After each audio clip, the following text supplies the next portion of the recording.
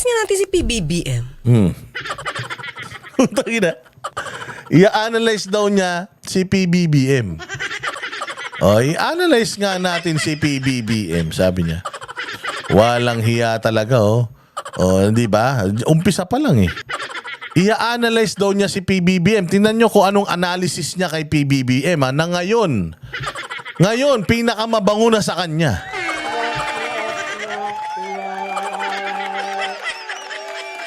Panoorin ninyo kung paano niya i-analyze si PBBM bilang isang presidente na ngayon, amo niya na at pinakamalinis na tao sa buong mundo.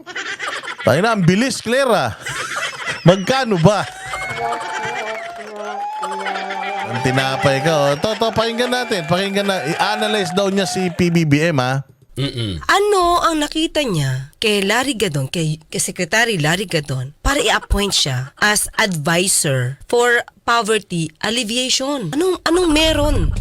Ano ang meron siya para gumawa pa ng posisyon, bagong posisyon? At anong meron siya para paggastusan siya ng gobyerno? Yun lang. Magandang umaga, tanghali, hapon, gabi. Mga bossing, kamusta naman ang ating mga buhay-buhay? Ano na ang nangyari sa ating bayan this past couple of days? Pasensya na, medyo nawala tayo sa sirkulasyon for a couple of days dahil medyo naging busy tayo. Dahil alam nyo naman, nagkaroon na naman ng panibagong simulcast na sortie itong PDP laban actually kay Pastor Apollo Quiboloy yan. Galing-galing, no? Takin mo, nakakulong pa si Pastor Apollo Quiboloy. Pero nakapag-organize siya ng 15 simulcast o sabay-sabay na sortie sa Luzon, Visayas at Mindanao parang nung kanyang inauguration or kick-off party.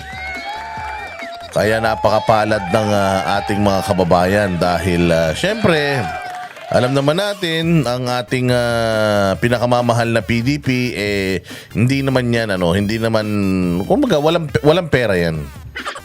Hindi katulad yan ng ibang partido na punong-puno ng kaperahan. Pera ng Pilipinas nasa kanila, mga kinurakot nilang mga hayop sila. Mga pera nila, mga sarili nila na ang yaman-yaman nila. Mga bilyonaryo ang mga punyeta na yan eh. O, dito sa PDP, sila lang ang nagtutulungan. And salamat talaga sa KOJC at sa Pastor Apollo Quiboloy Senatorial Movement. For Senator Movement, sorry. Pastor Apollo Quiboloy for Senator Movement. Dahil sobrang organized talaga nila. Kaya nga dyan mo makikita kung gaano kagaling na leader talaga si Pastor Apollo Quiboloy. Dahil makikita mo kung paano niya ino-organize yung mga bagay-bagay. How yung kanyang mga tao follows him. How they are doing things. Ang kanilang laging gawain ay service excellence. So, napakapalad natin kung tayo ay magkakaroon ng isang senador na katulad ni Pastor Apollo Quiboloy dahil sigurado ako he will organize ang ating gobyerno. You can see how organized yung kanyang Pastor Apollo Quiboloy for Senator Movement, kung paano sila kahuhusay, kung gaano sila mag-mobilize. Imagine, si Pastor Apollo Quiboloy kapag may inutos na halimbawa may plataforma, sigurado na mayroon ng kikilos sa buong mundo. Mayroon siya mga staff na kikilos sa buong mundo. Ngayon pa nga lang buong Pilipinas, sorry. Ngayon pa nga lang siya ay nakakulong. Kapag may sinabi siya, tree planting kayo dito, tree planting kayo dyan, clean up drive kayo dyan. Buong Pilipinas yan pagka gumalaw sila, hindi lang sa isang lugar. Hindi naman lahat mako-cover nila yung buong square kilometers ng Pilipinas. But what I'm saying is, they're doing it sa buong Pilipinas, Luzon, Visayas at Mindanao simultaneously. And wala pang pera ng gobyerno yan. Wala pang ano yan, pera pa lang ng kanilang simbahan yan. E paano kung yung mismong pera na ng gobyerno ginagamit niya? So kung yung pera nga ng simbahan nila, nakikinabang pa tayo, e paano pa kaya pag pera natin? O hindi para na yan sa lahat sa buong Pilipinas? Di ba? Ang galing-galing. Kaya let us focus on i-kampanya talaga itong si Pastor Apollo Quiboloy sa lahat ng mga kamag-anak natin, kaibigan natin, kakilala natin. Maraming mga nagtatanong sa akin actually. Noong nakaraang town hall ko, may mga nagtanong sa akin tungkol sa religion. Sabi ba naman sa akin ang dami, siyempre, dami kong pinaliwanag, no? Paliwanag ako sa ganito, sa ganyan. Ito yung mga magagawa ni Pastor, plano ni Pastor. Tapos question and answer na kasi ako ang kanyang spokesperson So, hindi ko alam kung ano meron sa akin Pero nagtiwala si Pastor sa akin para kanyang maging tawag dito representante kapag may mga maliliit na mga town hall meeting sa mga barabarangay. So may nagtanong sa akin, alam ko na inaantay niya yung pagkakataon na yun. Sabi niya sa akin, sabi ni Pastor Quiboloy, actually hindi nga niya sinabing Pastor Quiboloy, bastos nga kasi talagang sa dami nung aking mga binanggit doon sa aking talumpati, talagang inantay niya, siya yung unang-unang nagtanong at ang tanong niya, sabi ni Quiboloy, siya at ang Diyos ay iisa. Anong masasabi mo doon? Sabi niya sa akin.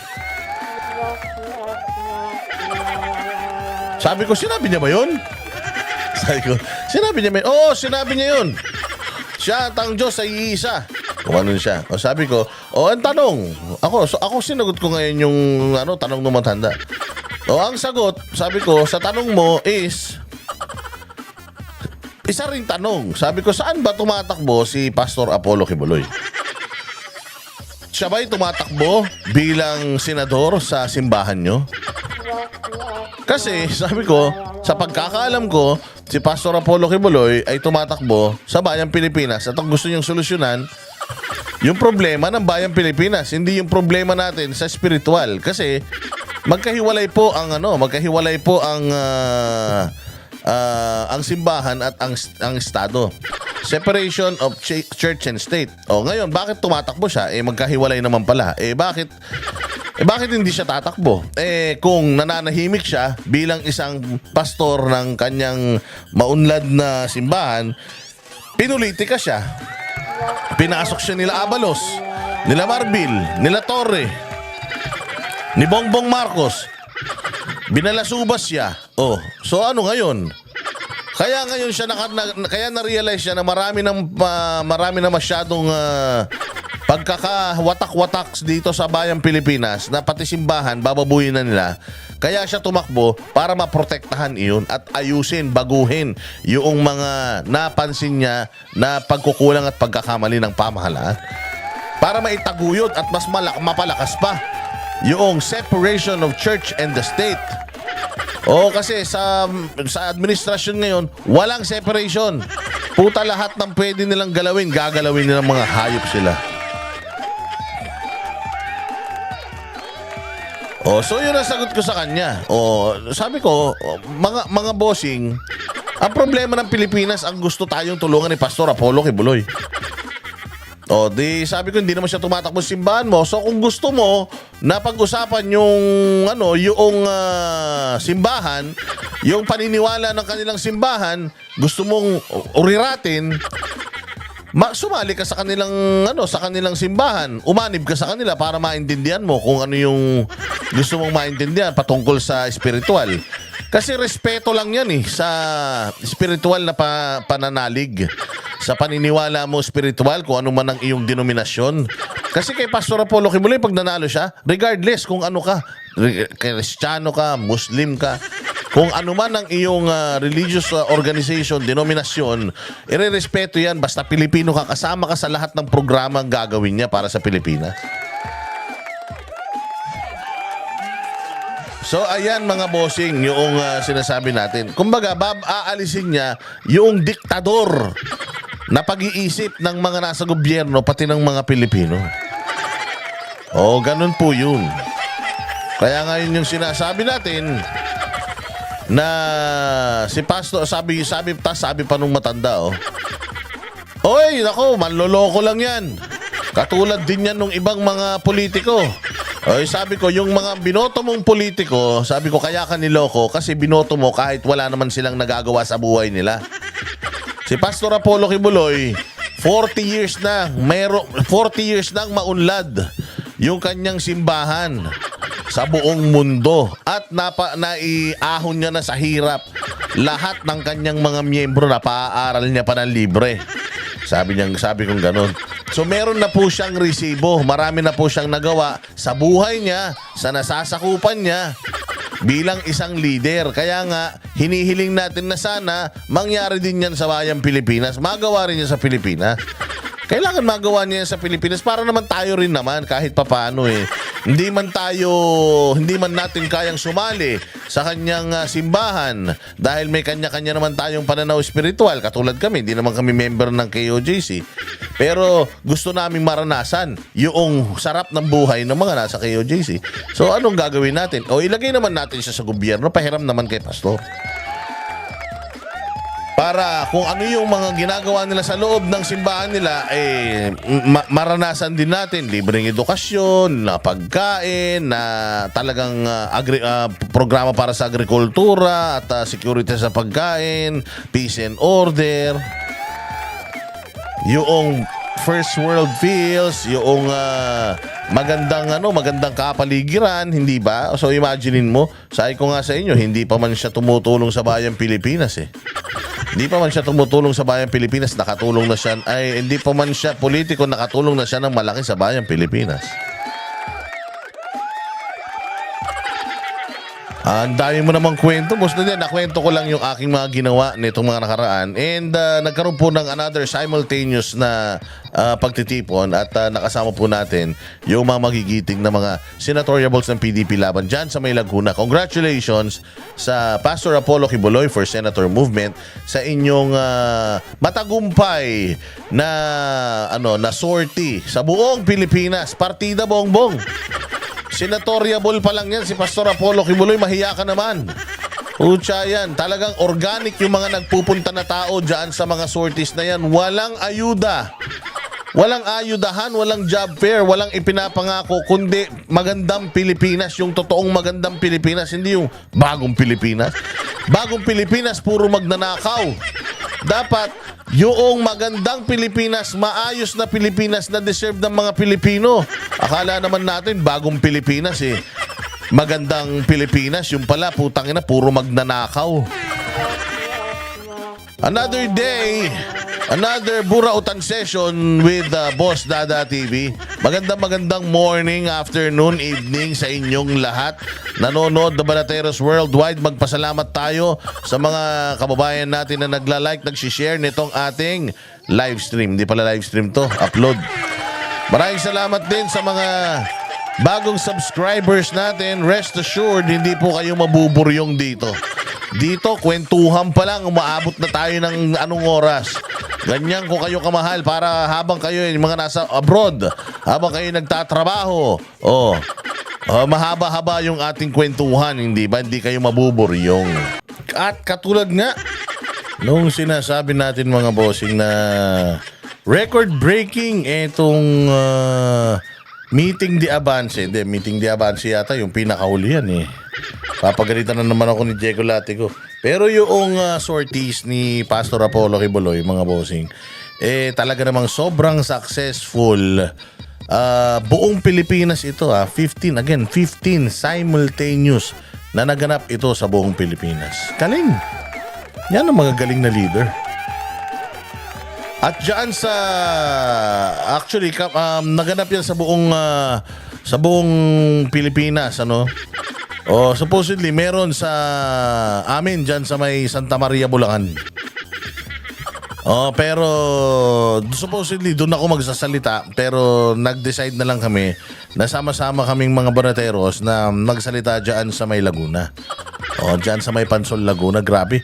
From Bulacan to Laguna. Kasi birthday pa nga ng mga magulang ko. Pero tinabla ko yung birthday ng mga magulang ko because this is such an opportunity to have a a speaking engagement with people na talagang kailangang maliwanagan patungkol sa mga bagay-bagay patungkol kay Pastor Apollo Kibuloy. Mga bossing. Kaya talagang biyahe tayo kahit malayo. Para sa bayan, para sa Pilipinas. Naintindihan naman ng aking mga magulang na kahit na kanilang kaarawan, mas importante ngayon ang bayan kaysa sa sarili. Para sa akin, itong ginagawa namin mga barateros, na paghahatid sa inyo ng mga tamang kandidato, ay sila po talaga yung sila po talaga yung para sa bayan. Ginagawa namin to para sa bayan. Kaya straight PDP laban tayo. Number 28, Bongo. Number 53, Pastor Apollo Kibuloy. Number 22, De La Rosa Bato. Number 38, Marcoleta Rodante. Number 30, Hinlo JV. Number 34, Lambino, Raul Lambino. Number 58, Salvador Philip Salvador. Yan, poging-pogi yan. Si Jimmy Bondok po, ang galing kumanta. Si Attorney Vic Rodriguez, napakahusay na abogado niya. Siyempre, meron pa tayong tatlo. Di ba rin ang kulang? Wag lang, sobra. Pero ako, ang ilalagay ko dun sa tatlo ko, si Mata. Ilalagay ko na yan si Mata. Tapos si Ben Tulfo. Si Ben Tulfo, tas isa na lang.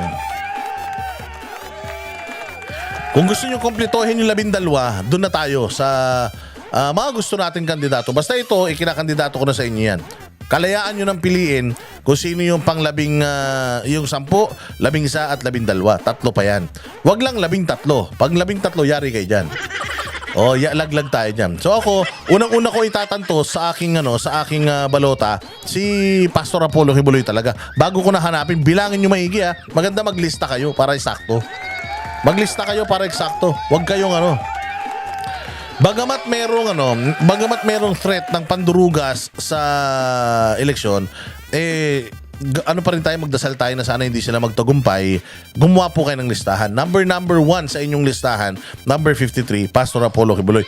Hanapin nyo na kagad yung pangalan na yan. Sa kabilang page, sa unang page, kung saan man page. Basta hanapin nyo na kagad yung pangalan na Pastor Apollo Kibuloy. Tapos, ayan na lahat. Bongo, Bato, Marcoleta, Hinlo, Lambino, Philip Salvador, Bondok, Rodriguez. Ako idadagdag ko dyan si Ben Tulfo. Bakit? Kasi ang gusto ko kay Ben Tulfo ito atin lang to pero akin lang to. Kung ayaw nyo sundin, okay lang. Kung gusto nyo man sundin, pwede rin. Yung dynasty na yan, mga bossing, katulad din naman ang mga Duterte rin naman, produkto rin naman yan ng mga dynasty. Pero wag na natin muna tingnan yung apelido. Tingnan natin yung pwedeng magawa sa bayang Pilipinas. Yan si Erwin Tulfo, wala na yan. Ekis na talaga yan. Ekis na yan. Di naman Pilipino yan. Mandurugas yan. Dinugas na yan yung kanyang citizenship sa Amerika. Nagsilbi po yan bilang isang militar sa Amerika. So, kanu yan. Kaya nga yan hindi Kaya nga hindi na-confirm yan as DSWD Secretary. Kasi nga, kanu yan.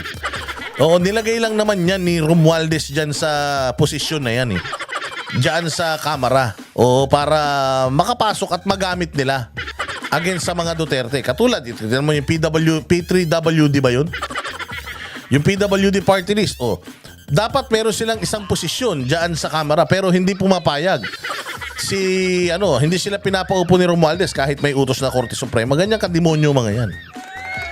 Si Erwin wala na yan, X na yan. Di naman tayo pabor sa lahat ng Tulfo pero bilang Pilipino, pwede pa rin tayo mamili ng mga Tulfo na magagaling. Ang mga Tulfo has been there helping the Philippines for the longest time. Katulad din ni Pastor Apollo Kibuloy, matagal na rin tumutulong sa Pilipinas, di ba? Bago pa siya bago pa siya tumakbo, matagal na siya tumutulong, 75 years old. Si Ben Tulfo, 70 years old. He's been helping yung mga kababayan natin na kahit papaano magkaroon ng magkaroon ng kakampi. At di lang kakampi, sinasamahan pa. Tsaka exposed ito si Ben Tulfo sa problema ng mga mahihirap, di katulad ni Rafi Tulfo. Ito si Rafi Tulfo, gumamit ng pera para sumikat. Namimigay ng pera doon sa mga pumupunta sa kanya. Ito si Ben Tulfo hindi. Sabi ni Ben Tulfo, hindi ako magbibigay ng pera, magbibigay ako ng serbisyo. Ilalapit ko yung mga problema ninyo doon sa mga tamang ahensya. Pero kung aasahan ninyo na pati yung problema nyo sa pinansyal, may bibigay ko, hindi ako ganun. Hindi ako ganun tumulong. Ganun si Ben Tulfo. At sabi nga niya, bakit pati ako nadadamay ako sa mga kapatid ko? Hindi ko naman pagtatanggol ang mga punyeta na yan, ang tatandaan na yan. Sabi nga niya, may mga kalyo na yung mga betlog niyan. Ba't ko pa ipagtatanggol ang mga yan? Bahala sila sa buhay nila. Ako, binuhat ko yung mga yan noon pa. Ako ang nakatulong sa mga yan, pero tingnan mo, sinong mas sikat sa kanilang tatlo? Hindi ba yung dalawa? Si Ben Tulfo na iwan na doon. Bakit? Kasi nga si Ben Tulfo, nag-focus siya doon sa pagtulong sa mga mahihirap, pagtulong doon sa mga inaapi. So para sa akin, Ben Tulfo. Para sa akin, Ben Tulfo yan, mga bossing, mga partners. Ben Tulfo yan. Yun ang sa tatlong magkakapatid na yan, mas may bayag yung Ben Tulfo sa mga yan. At mas magaling, yun talaga. Doon naman sila lahat nagsimula eh. Pagkatapos naman nung kanilang kuya na baliw, nagkaroon ng, kumbaga nagsarili si Ben Tulfo, nag-aral talaga siya at inalam niya yung problema. Saka naman sumikat yung dalawang kapatid niya nung dumikit na sa kanya eh. O hindi ba? Kaya nga nagkaroon ng Rapi Tulfo in action, ginaya lang naman yun dun sa bitag eh. O ganun din naman si Erwin Tulfo eh. Lahat naman yung style nila, yung tapang nila, kinuha lang naman nila yung kay bitag eh. Napakinabangan nila si Bitag, sila yung nasa posisyon ngayon, mga walang kwenta eh. Bakit hindi natin bigyan ng pagkakataon si Bitag, yung totoong matapang na mga Tulfo? Yan ang totoong matapang na Tulfo. Tsaka yan, Duterte yan. Duterte yan. Sabihin nyo, Duterte rin naman yung dalawa nun. Hindi, si Erwin Tulfo, Duterte. Pero yun nga, trapo eh. Eto, si Ben Tulfo has always been Duterte. Hindi naman humingi ng posisyon sa mga Duterte. Wala naman posisyon yan sa mga Duterte. Pero sinasabi niya talaga na, ako, bilib ako sa mga Duterte. So yun yung idadagdag ko. Yun yung pangsampu ko. Pang-11 ko si Eric Mata. Para meron tayong doktor. Yung pang-13, dalawa pala, sorry. 12 lang ha. Yung pang-12, pag-isipan ko pa. Pwedeng si Busita, pwedeng hindi si Busita. Oo, pwedeng basta sasabihin ko sa inyo in the future. Pero ako meron na akong 11. Dinagdag ko si Mata at saka si Ben Tulfo dito sa Siyam. Para lang hindi masingitan ba? 'Di ba? Kaysa naman yung sobra ko, singitan nila. Pero huwag kayong pipili sa kabila. Huwag kayong pipili sa bagong alyansa. Putang ina, bagong alyansa tapos lumang mga muka.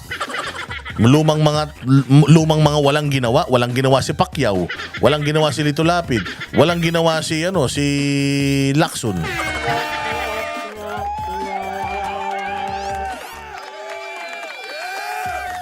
Hindi. Baka may ginawa sila pero hindi lang natin alam. Baka sila nakakalam, bahala sila. Yun mga bossing. So ito, ang ipapakita ko sa inyo ngayon ay yung mga speeches ng mga malulupit kong mga kapatid diyan sa sortie para makita nyo kung gaano ka-organized at gaano rin karami yung mga talagang tumatangkilik dito sa mga sorties ni Pastor Apollo Quiboloy. At take note mga bossing ha, take note. Wala pong ayudahan na nangyari dito. Walang ayuda. Ito pong mga nangyari na ito, ito pong mga sorties na ito na naganap sa buong Pilipinas, walang bigayan. Wala. As in, binigyan na sila mga t-shirts, sombrero, pero walang abutan. Kaya nga, bilib na bilib ako kasi nagstay talaga yung mga tao. So ito, pakinggan ninyo. Unang-una sa lahat. Unang-una sa lahat, kaya bihira to si Jay Guevara nag-i-speech sa kanya, pero pakinggan nyo kung gaano kalaman yung kanyang mga sasabihin. Itong supporter, organic, hindi yung nababayaran, di ba? Yan ang totoong mga supporter, hindi nababayaran. Hindi binayaran para pumunta lang dito. Sa mga hindi nga po pala nakakilala sa akin, ako nga po pala si Jay Guevara, isa sa mga Banateros brothers. Alam nyo, dapat nyong malaman to eh. Yung pagtakbo ni Pastor bilang senador ay hindi ito para sa kanya. Kundi ito ay para sa buong Pilipinas. Para ho sa ating lahat. Dahil ayaw ho ni Pastor na maranasan nyo ang nararanasan niyang panggigipit ngayon sa kanya. In fairness kay Jay ha, ang laki na ng improvement talaga ni Jay. Kaya ang galing-galing mo na Jay Guevara, palakpakan natin si Jay. Mahusay. Ikaw ay isang ganap na talagang banateros. Kapalad pa rin ho natin dahil sa likod ng kahirapan na nararanasan ho natin ngayon sa ating bansa, ay merong Pastor Apollo Sigibuloy na biyaya na ipinagkaloob sa atin.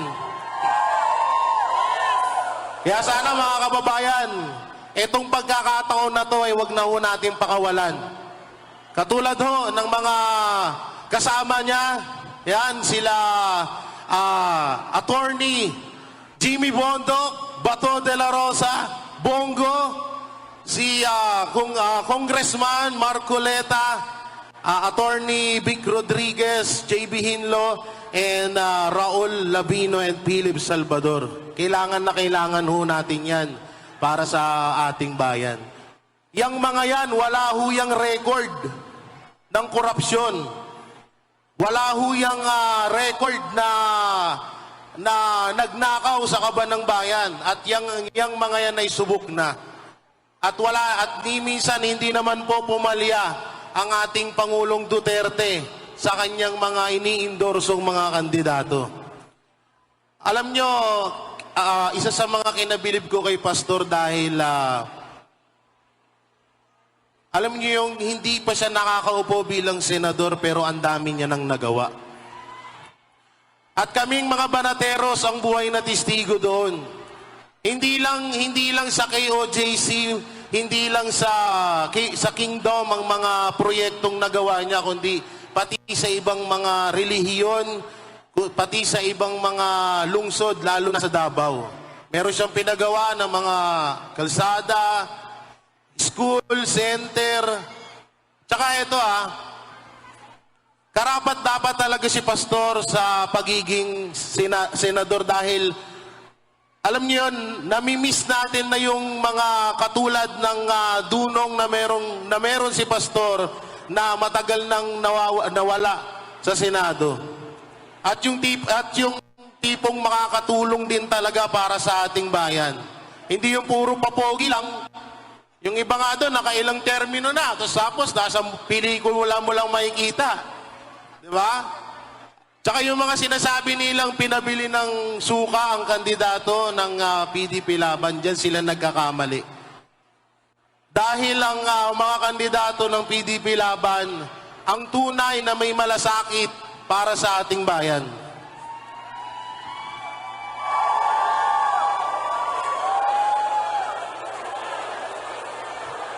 Hinihingal ako. Kakain ko lang eh. Hayop ka? At alam nyo, isa pa sa mga nakikitang dito kay Pastor Apollo, unang-una yung nagawa or nangyayari doon sa Kingdom. Nangyari doon sa Kingdom na, alam nyo yun, sa mga hindi nakakaalam, merong generator ang Kingdom of the Jesus Christ na kayang pailawin ng isang buong Davao City. Na hindi pa yun, kayang gawin din yun ni Pastor para sa buong Pilipinas. Ako hindi na rin po magtatagal dito mga kababayan. At ito ulitin ko, wag na ho nating pakawalan ng pagkakataong ito na mahihalal sa Senado si Pastor Apollo Sigibuloy at ang lahat ng PDP Laban. Galing, di ba? Yan si Jay. So, kaya ako pinakita yan kasi gusto ko ring malaman ninyo na talagang kaming mga barateros, we are really rooting for these people para maging maasensado at umunlad talaga ang bayang Pilipinas. Ito naman, pakinggan naman natin yung sasabihin ni Coach Oli. Una, batiin natin, syempre, yung laging pinipigilan at inaawat. Ito ang mga nakatagong mga heroes ng bansa natin. Palakpakan naman natin ang mga vloggers na nandiyan dyan. Lahat po, subscribe kayo sa kanila dahil sila ang tunay na nagbabalita ngayon. Hindi nababayaran, hindi nahahawakan sa leeg. Tama po ba o tamang-tama? So hindi ko na maisa-isa basta nandyan yung mga vloggers. Pakisubscribe po silang lahat. dahil hindi po nakakarating ang ibang balita sa mainstream. So, kailangan po natin ang mga vloggers. Practice lang po. Kiboloy! Stop. Nakita nyo. Ganyan ka, mga bossing, ka-interactive yung mga tao. Talagang nagpunta sila dyan dahil gusto talaga nilang marinig, makita yung mga paborito nilang kandidato. At syempre, nagpunta sila dyan in support talaga kay Pastor Apollo Quiboloy at sa PDP Laban. Palakpakan. Galing. Again isang venue pa lang to. Buong Pilipinas to. Meron pa sa Quezon City. Meron sa Quezon City, meron pa sa Bulacan, meron sa Mindanao, sa Visayas. Palakpakan. First time to in history, mga bossing, na ang isang kandidato nakakulong pa ganito klaseng kagaling mag-organize. Ganito kahusay. Ganitong klaseng leadership meron si Pastor Apollo Quiboloy. Kaya kailangan talaga natin siya sa Pilipinas para ma-organize ulit yung Pilipinas at yung mga Pilipino. Disiplina talaga, yung disiplina na ginamit ni Pangulong Duterte para tayo umunlad, itutuloy yan ni Pastor Apollo Quiboloy. Mas disiplinado pa at mas malinis. Ngayon naman, Duterte!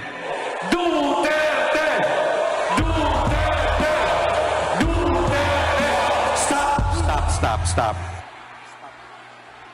Ngayon, practicein natin Quiboloy, Duterte, Quiboloy, Duterte. Okay po ba? Ay, mahina. Isa pa. Dito, sabi ko boboto ko si Ben Tulfo Andito pala si Ben Tulfo. Kinakandidato na si Pastor Quiboloy. At saka ang PDP, ibang klase talagang Ay, hindi pala si Pastor. Hindi pala si si Ben Tulfo to, si Coach Oli pala to. Walang Diyo. Kala ko si Ben Tulfo Okay po ba? Quiboloy, Duterte, Quiboloy, Duterte. Stop. Okay? Sino po ang hindi ngiwi? Quiboloy, Duterte. Ulit. Sino ang siguradong hindi adik? Quiboloy, Duterte, Quiboloy, Duterte, Quiboloy. Ito talaga to. Ito maganda sinabi ni Coach Oli dito. Nasigurado tayo, etong mga kandidato ng PDP, si Pastor Apollo Quiboloy, sila Vic Rodriguez, et al, lahat sila, walang bahid yan ng droga. Si Pastor Apollo Quiboloy, walang bahid ng droga, walang bahid ng korupsyon. Siguro korupsyon, kita mo naman kung gaano sila kaunlad. Sigurado sa lahat, ang pinaka-importante, yung iniiwasan nila, yung drug test, yun ang dapat nating gawing main issue ngayong eleksyon. Sino yung mga kandidato na ayaw magpa-drug test? Sino yung mga kandidato na willing magpa-drug test? Yung mga willing magpa-drug test at negative sa mga resulta, yun dapat ang binoboto natin. Yung mga kandidato na na ipinopromote nung mga pinaghihinalaang mga adik at ayaw magpa-drug test, sigurado tayo maduduming mga tao yan.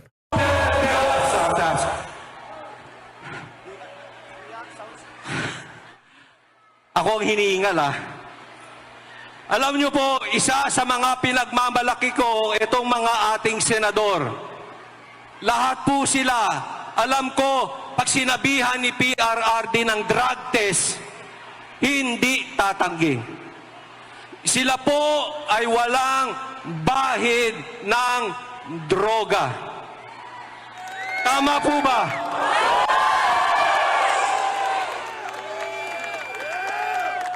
Sino ang walang bahid ng korupsyon? Quiboloy, Duterte, Quiboloy, Duterte, Quiboloy. Kita nyo naman gaano kagagaling yung mga nangangampanya kay Pastor Quiboloy at sa PDP. Hindi katulad ni Yung nangangampanya dun sa alyansa ng mga lumang mga kandidato. Utang ina, sigaw ng sigaw, walang sumisigaw pabalik. Pero ito si Coach Oli pa lang, si Manat Bay, si Jay Guevara pa lang. Talagang yung mga tao sumisigaw. Tsaka mas sikat pas kaysa kay Bongbong Marcos tong tatlong to eh. Kasi may kwenta yung sinasabi.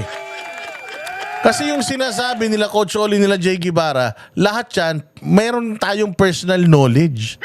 Na-experience talaga natin lahat yan at alam natin kung ano yung sinasabi. Kita mo yung kabila. Wag daw maniwala doon sa mga dada ng dada.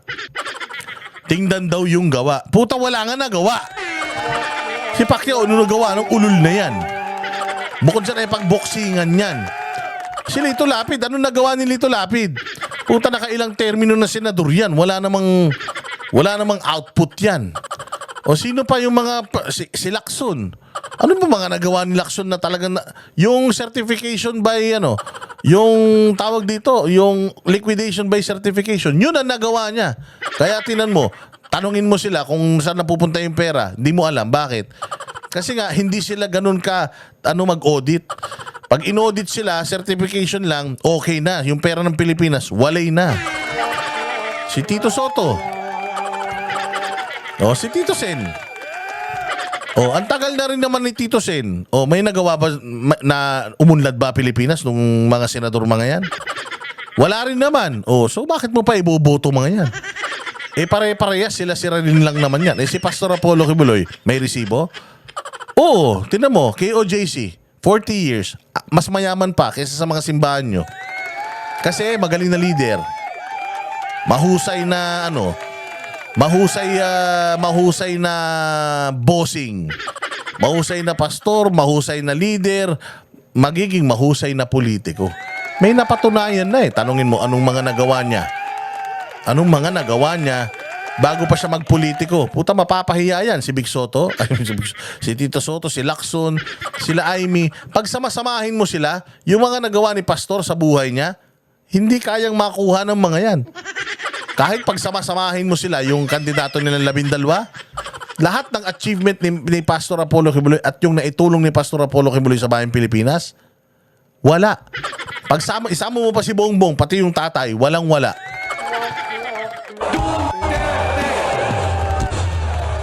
Alam nyo po, isa yan sa programa ni Pastor Kibuloy.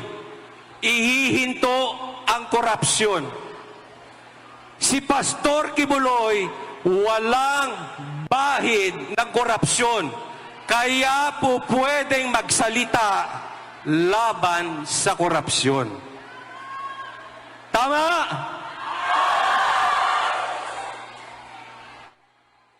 Bakit tayo pupunta sa luma kung gusto natin ng pagbabago? Sino dito sa mga senators na to? Sino dito ang ngiwi?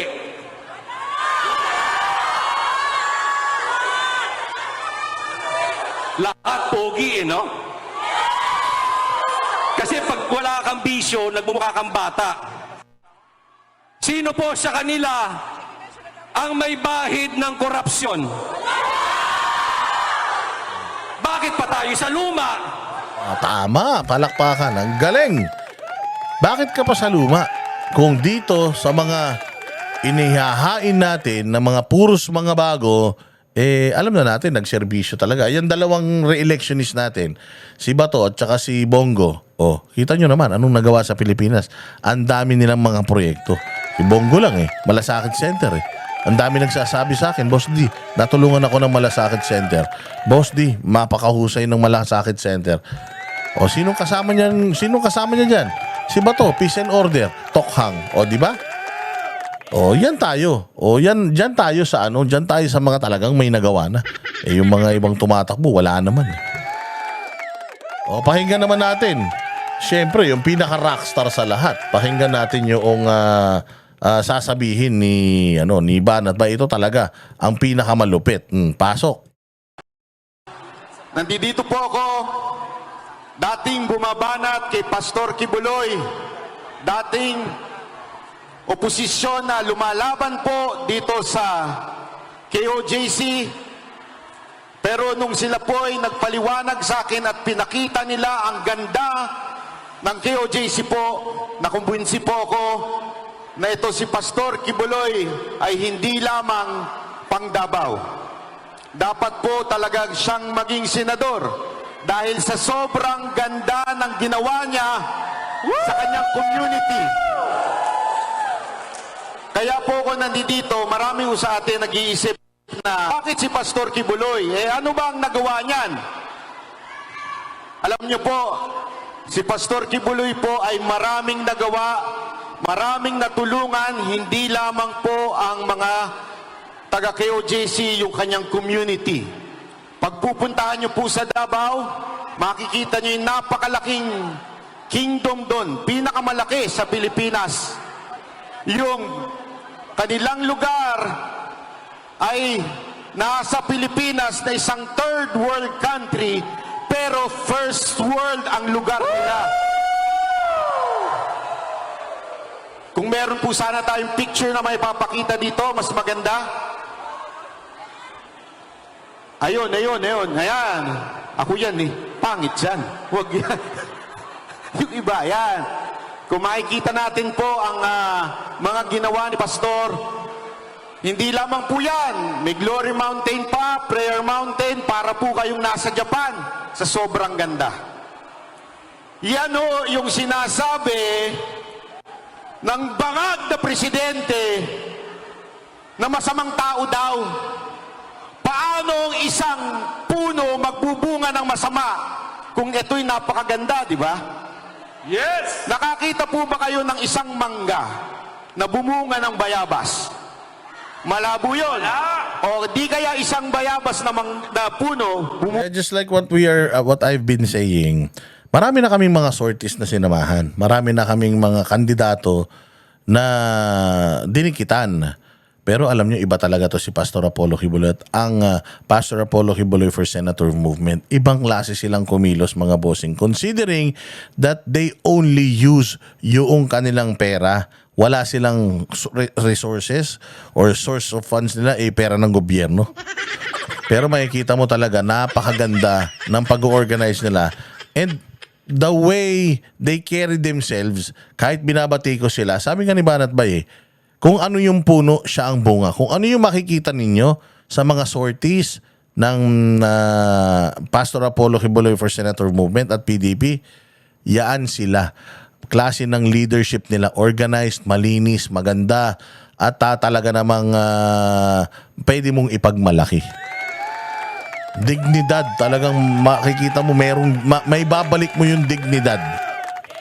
Hindi tayo talo dito, mga bossing. Hindi tayo talo dito sa pagboto sa mga ito kasi alam natin si Pangulong Duterte ang nag-endorso sa mga yan. So Duterte politics ang gagawin ng mga yan sa Pilipinas. bunga ng mangga. Wala! Kung may bungang maganda, sa tingin ninyo, ang pinuno nila ay hindi maganda, hindi magaling? Imposible po yun. Kaya ho maganda ang community ng KOJC dahil po sa magandang pamamahala ni Pastor Kibuloy. Tama! Kaya mga kababayan, sana ho, kahilingan ko lang, lalo na ho sa mga hindi taga-KOJC dito, magsaliksik ho tayo. Huwag ho tayong maniniwala basta-basta sa kwento. Dahil ang tunay na fake news ay nanggagaling mismo sa Malacanang. Agoy! Ngayon nga, meron silang bayarang vlogger na nasa Malacanang. Bakit bayaran? O bakit bayaran? Mamaya pakita ko kung bakit bayaran. Sinasahuran ng gobyerno eh. At sinasabi, yung panahon daw ni Pangulong Duterte magulo. Yung panahon daw ngayon ay maayos na. Naniniwala kayo doon? Naniniwala ba kayo magulo ng panahon ni Duterte? Mamaya papakita ko sa inyo kung gaano kasinungaling yung hinayupak na bagong spokesperson ni Bongbong. Naniniwala kayo na maganda ng peace and safety ng ating bayan ngayon? Hindi! Kung Kung makikita nyo sa mga balita, di ba? Ang dami ho dyan. Ay sinasabi pa yung kupal na yon na lilinisin daw. Patuloy daw lilinisin ng administrasyon na to yung kalat ng nakarang administrasyon. Utang ina nyo. Kayo nga ang mga salot sa lipo ng mga hayop kayo. Wala kayong ibang alam gawin ngayon gamit ang sweldo ninyo na galing sa mga mamamayang Pilipinong mga hayop kayo. Kundi sirain lang yung mga kalaban ninyo sa politika, mga putang ina nyo. Kaliwat kanan, mga bata, ginahasa, baby, ginahasa. Bakit?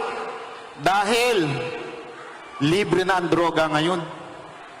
As in, madali nang makabili ng droga ngayon. Kaya mga kababayan, sana ho, dito sa darating na eleksyon, wag nating pahintulutan na mapuno ng team bangag ang ating gobyerno. Sabi nila, di ba, ang PDP, mga inutusang bumili ng suka. Mas okay na yon kaysa naman inutusan ng rugby, na bumili ng rugby, di ba? Kaya mas okay na po yung inutusan bumili ng suka. Bago po ako magtapos, gusto ko lang po i-acknowledge yung dalawang magiting na party list na nandi dito. Walang iba ho, siyempre, ang ating kaibigan na si Congressman Greco Bellica. Yan. Speaking of party list, you can only vote for one party list. Isa lang po. Okay? Ito yung mga party list natin. PPP, Ipanaw, Bisaya Gyud, Duterte Youth. 4 yan, ha? 4. Bahala na kayong mamili kung sino sa kanila yung gusto nyong iboto. Kung sino yung pinakapasok sa panlasa nyo, yung kanilang advokasya. Okay? So, mamili na kayo sa kanila. Basta isa lang po. Huwag nyong dodoblehin. Sayang naman yung boto. Baka mamaya, manalo pa yung mga makabayad block na yan. Dapat lahat ng makabayad block, matalo na yan. Po ang nagpatanggal ng pork barrel. Na ngayon ay binalik. Ayan po si Congressman Bellica. At syempre, ang matikas, ito, hangang-hanga ako dito sa mag-partner na ito. Si Congressman Cardema at yung kanyang... Cardema. Pero punta tayo mga bossing. Doon sa sinasabi ni Banat Bay na mga binabayaran, sinisweldohan mga bossing. Sinisweldohan ito ng gobyerno para sirain ng mga Duterte. Pero tingnan nyo, sinong binabatikos nito ron? Tingnan nyo, sinong binabatikos nitong sinungaling na to dati? I-analyze nga natin si PBBM. I-analyze nga natin si PBBM. Tangina. I-analyze daw niya si PBBM. I-analyze nga natin si PBBM, sabi niya. Walang hiya talaga, di ba? Umpisa pa lang eh. I-analyze daw niya si PBBM. Tingnan nyo kung anong analysis niya kay PBBM na ngayon, pinakamabango na sa kanya.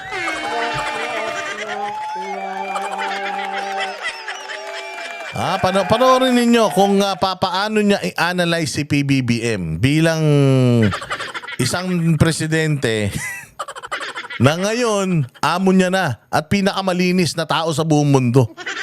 Tayo na, ang bilis, Clara. Magkano ba? Ang tinapay ka. Pakinggan natin. I-analyze daw niya si PBBM, ha? Ano ang nakita niya kay Larry Gadon, kay Secretary Larry Gadon, para i-appoint siya as advisor for poverty alleviation? Anong meron? Ano ang meron siya para gumawa pa ng posisyon, bagong posisyon? At anong meron siya para paggastusan siya ng gobyerno? Yun lang. So ano daw meron kay Larry Gadon para paggastusan siya ng gobyerno? Parang dito ang sinasabi niya, wala naman silbi to si Gadon eh. Bakit kailangan pang gastusan ng gobyerno? Pera ng taong bayan, pasweldo yung panghayop na ito para lang magkaroon pa ng posisyon. O ganun din naman sa'yo eh. Hindi rin namin alam kung anong nakita niya sa'yo. Bakit ikaw ang ginamit niya eh? Dati nga sinisiraan mo siya. Ayan oh. Sinisiraan mo nga siya nun eh. Hindi mo nga alam eh kung anong takbo ng utak niya eh. Dahil bopols ang tingin mo kay Bongbong eh. Tapos ngayon magkabati na kayo. Diba? Nawala sa iba. At wala pa sa ibang departamento na pwedeng gawin 'Di ba? Ang nakakataka part na ganito. Ilan na ba ang advisor ni Pangulong Marcos maliban sa mga sekretaris niya? Ibig bang sabihin nito, partner? Ayoko kasi maging nega, partner. Ayaw nyo maging nega. Tangina, ayaw nyo maging nega. Ayaw mo maging nega, wag ka mag-react. Tangina ka, analyze ka ng analyze. Wala kang na-analyze dyan eh. Di ba pag sobrang dami mong advisor, para lumalabas, wala ka talagang alam. Di ba? Ako po. So, ibig mong sabihin, si Bongbong Marcos, ayon sa analysis mo, ang dami niyang advisors, ibig sabihin, wala siyang alam. Wala ka naman pala, Bongbong eh. Kumuha ka, wala ka nang mahanap, Bongbong, na pwede mong i-hire. Wala ka nang mahanap na i-hire. Ito na lang ang kaya mong i-hire, si Larry Gadon at saka itong si Claire, Claire Castro. By the way, Bongbong, si Trillanes nga pala nagtatai sa Caloocan. Negative 20, putang ina niyan. Mantakin mo may survey. 75% yung si Malapitan. Mantakin mo siya. Negative 22%. Putang ina, may bokya na. Doon pa siya, bumaba pa siya sa bokya. Mabuti pa, masanay ka rin naman, Bongbong, mag-hire ng mga tanga. Ba't hindi mo pa isama si Trillanes pag natalo siya sa eleksyon? Pag sama-samahin mo yung tatlong yan, gawan mo na. Gawan mo si Gadon, si Trillanes, at saka yan si Claire ng talk show. Puta, ang tawag sa talk show nila, alam mo kung ano? Talk shit. Oh, gawan mo para maganda talaga. Imaginein mo, itong si Trillanes, dati bumabati ko sa'yo. Oh, ayan, si Gadon. Sa bagay, si Gadon, aso mo yan noon pa. Oh, eto, may bago kang aso, binabatikos ka rin dati. Sabi nga nyo, ang dami mong advisor, ibig sabihin, wala ka daw alam. Oh, yun yung analysis niya sa'yo, ha. Tapos hinire mo pa. Wala ka naman makukuha, Bongbong, na ibang tao dyan na mas may kredibilidad yung kahit papaano, katulad ni Larry Gadon, na ipaglalabang ka kahit na sa hirap at ginawa. Di ba? Kasi ito si Claire, putang ina, dati binabanatan ka pala nito. Tapos ngayon, Claire, ang bait-bait mo na kay Bongbong. Dati ang analysis mo kay Bongbong, isa siyang walang utak, walang alam. Tapos ngayon, kung makapagtanggol ka kay Bongbong, parang siya ang pinakamagaling na presidente sa mundo. Ang dami mong advisor, tapos may secretary ka pa, tapos may UC ka pa, may ASI ka pa and everything. Kulang pa ba para ma-alleviate yung poverty? Ay, alam ko. Ayan na. Oh, so ito, nag-come up na siya sa solusyon. Sabi niya, ay, alam ko na. Ito talaga ang ginawa niya. Oh. Na partner. Narealize ko, Mark, sandali Kaya, baka, feeling ko lang, baka kaya niyang pinili niya, kasi di ba, pag pinili niya yan, for 5 years siya nandiyan, makakalibot siya sa mga nasa laylayan ng lipunan. Nang libre kasi gamit ang gobyerno, pondo ng gobyerno. Wala ka pala, Larry Gadon eh. Ginagamit nyo lang pala yan eh. Yaang posisyon mo para makalibot ka sa laylayan eh. Para daw makatakbo ka ulit sa posisyon. Yung problema, Claire, hindi tumakbo eh. So yung analysis mo, palpak.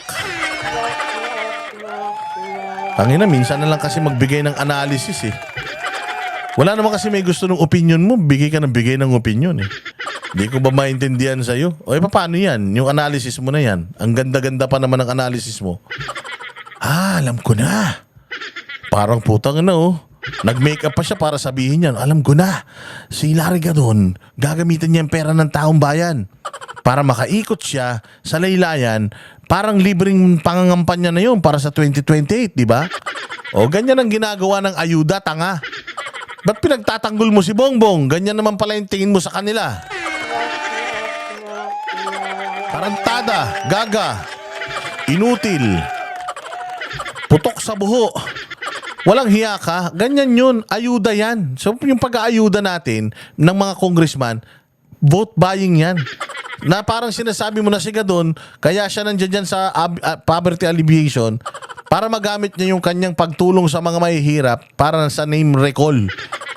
Oo, para sa pag tumakbo siya, pwede na siyang manalo bilang senador, ganun. Puta, hindi tumakbo. Alam mo, ganito si Claire. Ito binabayaran natin ngayon. Ito sinisweldohan ng taong bayan. maging aso, maging attack dog ni Bongbong Marcos against sa mga Duterte, na dati naman siya yung inaatake. So, edi magagamit niyang stepping stone sa pag-campaign sa susunod na eleksyon. Kasi mahirap. Diba? Tandaan nyo ha, Marites ka pala eh. Musang ka pala eh. Musang no chismosa. Tayo na, ganito ang kalibre, Bongbong Marcos, na mga pinapanumpa mo sa selyo ng Malacanang, si Larry Gadon, na walang alam kundi magmura at magsalita ng bobo. Banatan yung mga kalaban mo. Tsaka ito si Claire, na dating gigil na gigil sa'yo, wala ka daw utak, na ngayon, empleyado mo na. Anong klase yan? So, eto ang muka ng Pilipinas ngayon. Eto ang mukha ng gobyerno ngayon. Bagong Pilipinas. Eto ba yung inaasam-asam natin pagkatapos ni Pangulong Duterte? Pagkatapos ng 6 na taon ni Pangulong Duterte na napaganda, ito yung sitwasyon natin ngayon. Walang bagong kalsada na bumabagsak pa yung mga tulay. Putang ina niyan, nalalaglag pa yung mga tulay. Kung di mo mabakbak yung mga tulay, magiba yung mga tulay. Putang ina, walang tulay pero may budget. Hanggang ngayon yung tulay di pa natatayo. Nakawan dito, nakawan dyan. Kidnapping dito, kidnapping dyan. Mga walang laman loob na mga nakikitang katawan. Droga, ang mura na. Ang inang yan. Tapos sasabihin nyo, bumaba ang crime rate. Tapos sasabihin nyo, maganda na Pilipinas. Anak ng tinapay kayo.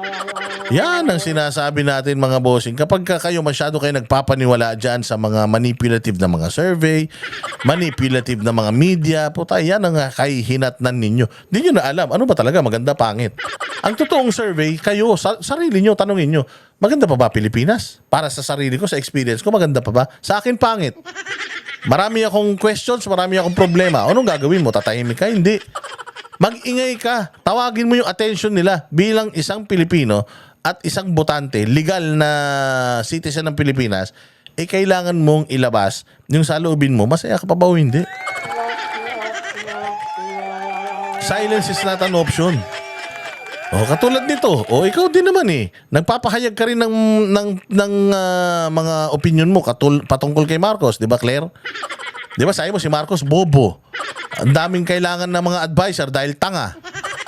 Si Larry Gadon, pinake news mo pa na gagamitin niya yung pera ng taong bayan para para tumakbo sa gobyerno. Hindi naman tumakbo yung tao. Sino ngayon ang fake news, Claire?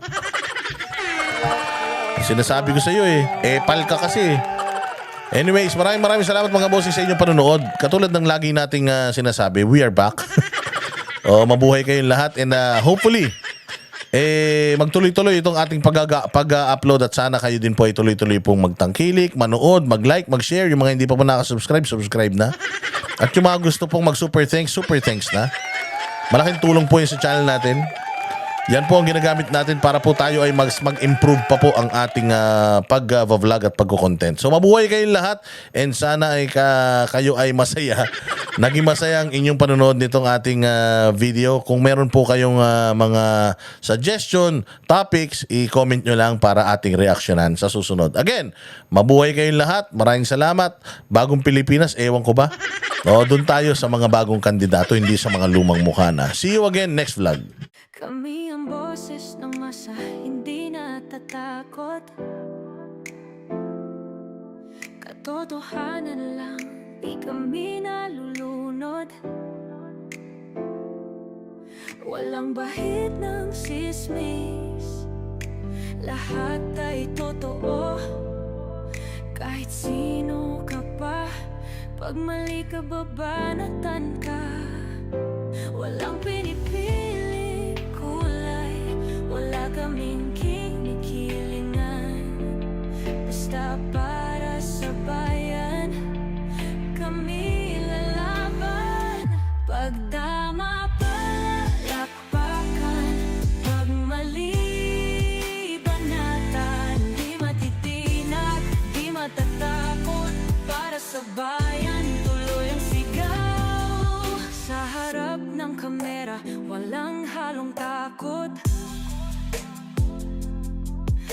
mga baluktot, lahat kayo'y tuto.